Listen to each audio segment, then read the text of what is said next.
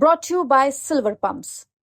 Top quality और consistent performance के लिए सिर्फ सिल्वर पंप नाम याद रखना। बिल्कुल सर, वो रादर यहाँ दोनों भाई बहन आए भी थे इन्फॉर्म करने के लिए कि सर हो गया जी, कॉन्ग्रेचुलेशंस।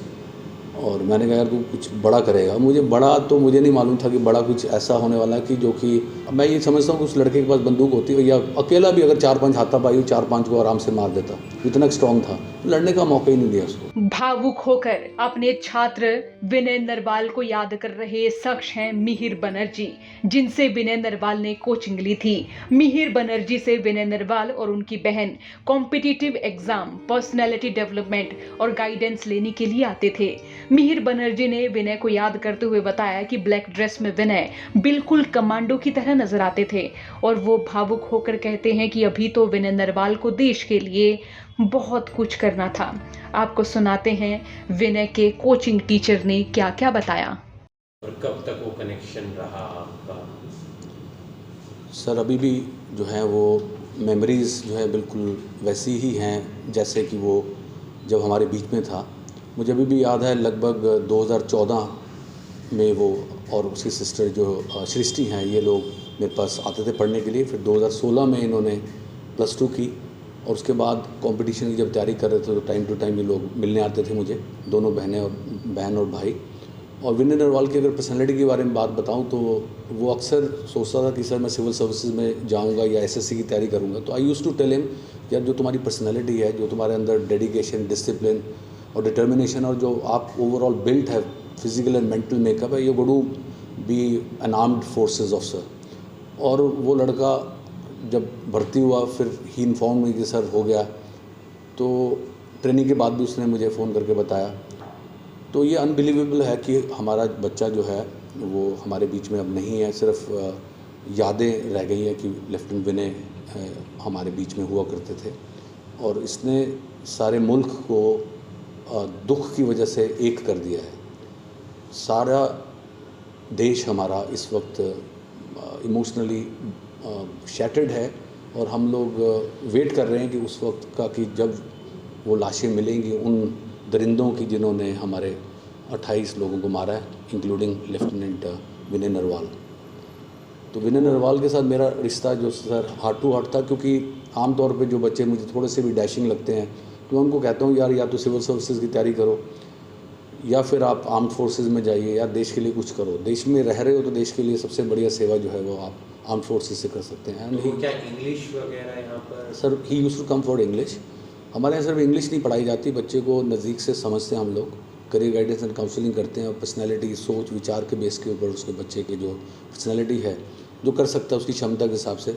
तो इस वजह से जो बच्चे हमेशा जो है ना हमारे संपर्क में रहते हैं, जाने के बाद भी संपर्क में रहते हैं। वो जब भी आएंगे उनको कोई भी प्रॉब्लम है, चाहे उनको इमोशनल प्रॉब्लम है या उनको करियर रिलेटेड प्रॉब्लम है, स्ट्रेस ज़्यादा है या कुछ करना चाहते हैं, दुविधा में है, even then they would always come. मतलब ये रिश्ता जो होता है सर बहुत गहरा रिश्ता होता है। ये सिर्फ 10th के बाद 12th यहाँ से की 2016 में सृष्टि और इसने की। उस वक्त मेरी डॉटर भी 2016 में थी, तो ये सारे बैचमेट्स थे। तो उसके बाद इन 10 सालों में लगभग 9 सालों में भी उसका आना जाना हमेशा रहा। And he used to inform me कि सर मैं ये कर रहा हूँ और आपने जो रास्ता बताया था मैं उस पर चल रहा हूँ। और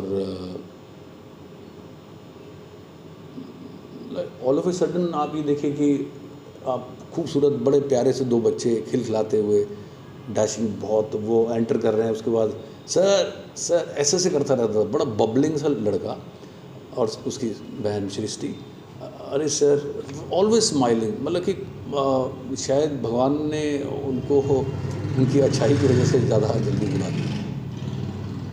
थोड़े दिन पहले ही शादी हुई।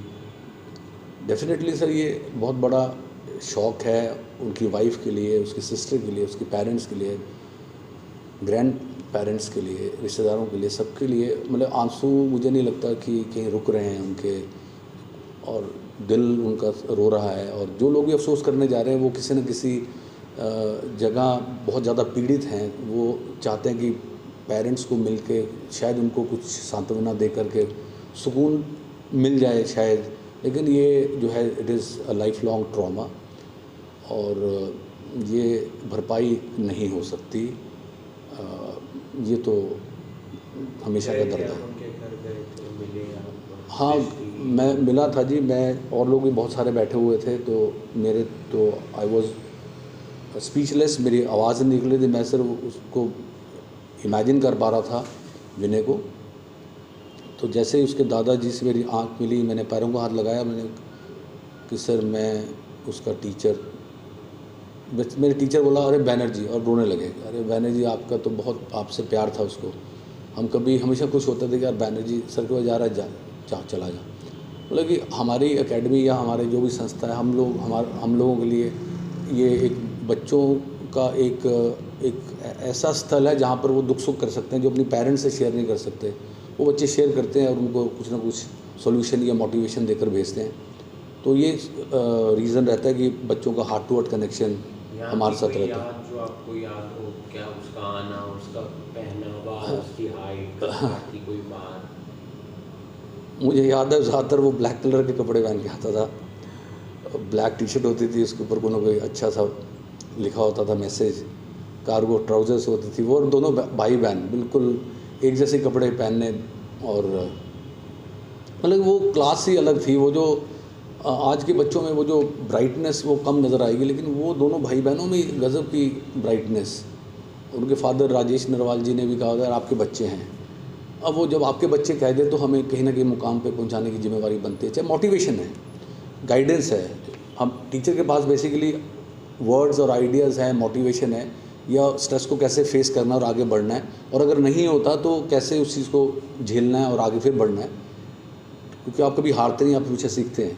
तो ये चीज़ हम सिखाते हैं उनको। फिर भी इनको हम शैडो की तरह, साई की तरह पीछे रहते हैं कि कोई बच्चा कमज़ोर होता है इतना कि मन से कि कोई कुछ भी कदम उठा सकता है, तो भी कोशिश ये रहती है कि यार इन टच रहिए, यार कोई दिक्कत आए, मन में विचार नेगेटिव है तो मुझे बता देना फ़ोन पे, यार हम अवेलेबल हैं। अब ये चीज़ें जो है, ये इस टाइप की जो एश्योरेंस है मिलती है बच्चों को, वो उनको लगता है कि यार कोई है हमारी जो परवाह करता है। तो ये ऐसा बिल्कुल सर, वो रादर यहाँ दोनों भाई बहन आए भी थे इन्फॉर्म करने के लिए कि सर हो गया जी, कॉन्ग्रेचुलेशंस।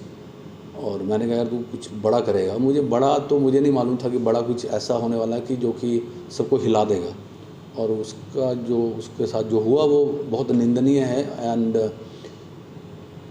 मैं वॉर्न करना चाहता हूँ उन टेररिस्ट को जिन लोगों ने निहत्थे लोगों के ऊपर। आपकी लड़ाई आम लोगों के साथ नहीं, आपको सिस्टम से लड़ाई है।